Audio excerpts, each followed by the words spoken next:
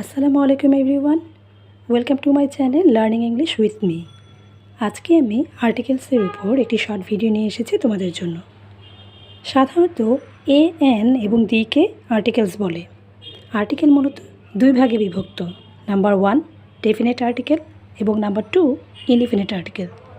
দি হচ্ছে definite article, অপরদিকে এ এবং এনকে ইনডিফিনিট আর্টিকেল বলে।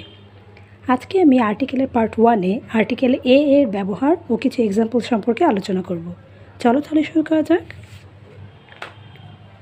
তুলনা বোঝাতে দুটি নাউন একই ব্যক্তি বা বস্তুকে নির্দেশ করলে প্রথম নাউনটির পূর্বে আর্টিকেল এ বসে। ফিউ, লিটেল, লট অফ ইত্যাদি পূর্বে এবং মেনি এর পরে এ বসে।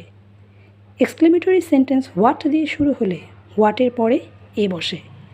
কতকগুলো ফ্রেজের পূর্বে স্বাভাবিকভাবেই এ বসে। কখনো কখনো ডিসগাইজড প্রিপোজিশন রূপেও এ বসে। কারো সৃষ্ট বা নির্মিত বস্তু বোঝাতে তার নাম ব্যবহার করলে সে নামের পূর্বে এ বসে। অ্যাডজেটিভের পূর্বে সো, টু থাকলে পরবর্তী নাউনটির পূর্বে এ বসে। কমন নাউন যখন অ্যাবস্ট্রাক্ট নাউন হিসেবে ব্যবহৃত হয় তার পূর্বে এ বসে। চলো এক্সাম্পলে চলে যাই। Number 1, here is a lot of books. Number 2, what a nice bird it is. Number 3, he had a bad cold. Number 4, we went a hunting.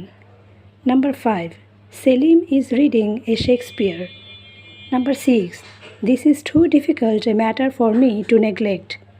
Number 7, she is a beauty.